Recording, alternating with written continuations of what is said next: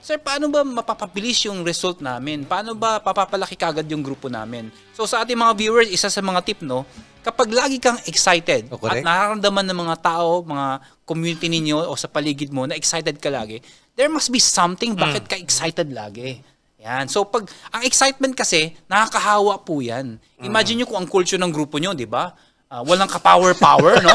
Ang lulungkot, no? Lahat nagisigawan na siya, tahimik pa rin, ano? Tahimik pa rin, yung tipong grabe, power, gumagano na. Tapos siya, eto, power. Ano daw? Ano daw? Pag uwi ng bahay nun, hindi niya ma-transfer yung naramdaman niya eh. So, it is very important na kayo, lagi po kayong excited. Paano ba magiging excited? Yan ang tanong. Importante simple. Yan ang mga simple.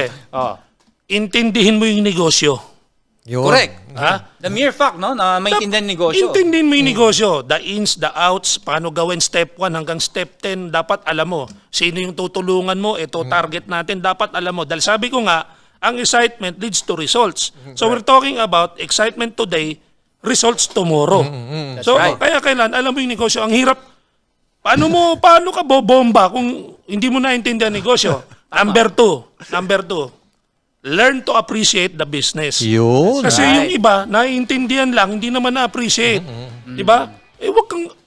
Wala kang ang pera nung araw eh. Tapos ngayon, mapapangakuan ka, eto match sales mo, eto kikitain mo. Dapat ma-appreciate mo yan para tuloy-tuloy ang excitement mo kasi it will change your life. Pero Sir Jan, sabi nga natin, di ba, merong kasi nag-PM sa akin nakaraan eh. Pakitanong nga kay Sir Jan, Sir, paano daw maging excited kung hindi ka pa daw kumikita? Yun. Maganda yun. Maganda yun. Mga kaibigan, Superpower grabe, wala pang kinikita. paano mo gagawin yung excitement? Yung tipong uuwi ka, wala ka pamasahe. Dinaanan ko rin yan, di ba? Paano ito gagawin? Yung gutom na gutom ka na. Power pa ba? Gutom na gutom na. Pamasahe, wala pa. Lalo na yung ang tagal-tagal mo na, wala ka pang downline. Yan, sir. Ang hirap Coming from you, sir. maging excited, Coming no? from you. Paano po dapat gawin dyan? Well, simple lang po. Number 1, dapat ang lagi mo mga kasama ay yung excited na tao. Yun. Importante po yun. Kasi kahit anong excitement mo, kung yung katabi mo malungkot, talagang dalawa lang yan eh. Mahawa siya o mahawa ka. Ang mahirap niyan, baka ikaw yung mahawa. Ayan. Pangalawa, importante, dapat ang tinitignan mo, hindi yung sitwasyon mo ngayon. Correct. Kasi kung titignan mo yung sitwasyon mo ngayon, nakakalungkot. Yan. Ang tignan mo, ano yung pwede mangyari sa'yo kapag ginawa mo ng todo ang negosyong ito. Yung future. Yun. Kasi ganun ang mindset ko before. Bakit ako excited? Kasi alam ko 100% may mangyayari sa akin sa negosyong to. Hindi pwedeng wala. Yun. Yung narating ng iba, mararating ko rin. Basta gawin ko yung ginagawa nila. Provided, dapat dagdagan mo ng excitement para mapabilis. Tama. Tulungan mo sarili mo. Correct. Correct, Pagka nakita mo na ang easy at nagpa-member ka, pag uwi mo ng bahay, unang-unang papalitan mo, kurtina ninyo. Pag ang kurtina nyo madilim, palitan mo yan. Dapat puti. Ang sound sa bahay, natutunan ko to sa mga nauna sa akin. Ayan o si Mr. Arnel Limpin. Ano dapat ang sound sa bahay? Dapat masaya. Masaya, hindi yung malungkot. pagpindot mo. Parang di ko yata kaya. Yung iba eh. Ang maging ulila. Wala. Dapat ang mga tugtog sa bahay, Gangnam Style. Yan. Correct, di ba? Kasi nga, di ba? Ikaw as a leader, brad, as a leader, siyempre, sir, ikaw, owner, leader ka, malaki ang influence mo dun eh. Correct. Di ba? Bawat kilos mo, sir, bawat galaw, influensya ka sa karamihan ng mga tao. That's right. Yan. Tsaka ang pagiging excited sa simula kahit wala ka pang resulta, this is a preparation for your future. That's right. Kasi ang plastic mo naman, na sumaya ka lang nung nagka-cheque ka. Tama no? Which is wrong. Dapat sa simula pa lang, pag-sign mo, kasali ako ngayon. Ha? Doon pa lang. Yan tatrabahuin ko lahat yan. Dapat doon pa lang excited ka na. Kaya ka nga sumali, dahil ang premise, naintindihan mo yung mangyayaring kikitain mo, mababago buhay ng mga mahal mo sa buhay, dapat doon pa lang excited ka na. Gagamitin ko yung sinabi mo, sir, di ba? You must first begin by knowing that you have already arrived. Correct. Sir, paki-explain mo nga yun, sir. Sige. English kasi. English kasi. Pero bago yun. Naalala ko yan. Makalimutan Naalala ko yan eh. Watching from Abu Dhabi. Uy, Yan, oh, Abu marhaba. Dhabi. Analiza Hernandez. Hello. Analiza. Ang dami, no? Ito, sunod-sunod. Hindi na yata sila nakikinig eh. Professor Sherwin Sobrang Coronado. excitement nila. Panayan na lang ang shoutout. Mark Galawan from Jeddah, Saudi Arabia. Yan. Ito pa, si Professor Coronado. Ha? Dito rin, ha? Nakikinig din ha. Hello, Professor.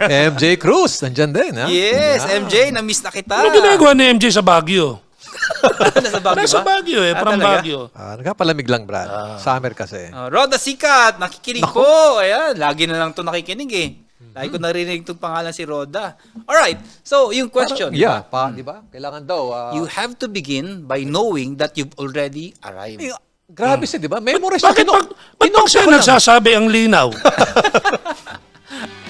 Isa lang pong ibig sabihin yan. Ang bilis eh. Oo. 120. Katulad ng binanggit ni June, Yan. malinaw. Yan. So, lilinawin ko din po para sa inyo. Kapag ikaw, nandito ka sa EC, member ka namin, kasama ka namin, dapat ngayon pa lang, siguraduhin mo na makakarating ka sa pupuntahan mo. Ganda nun. 100%. Wow. Hindi ka pwede mag-umpisa ng may duda. Hindi ka pwede mag-umpisa na parang, hindi ko yata kaya to. Ha?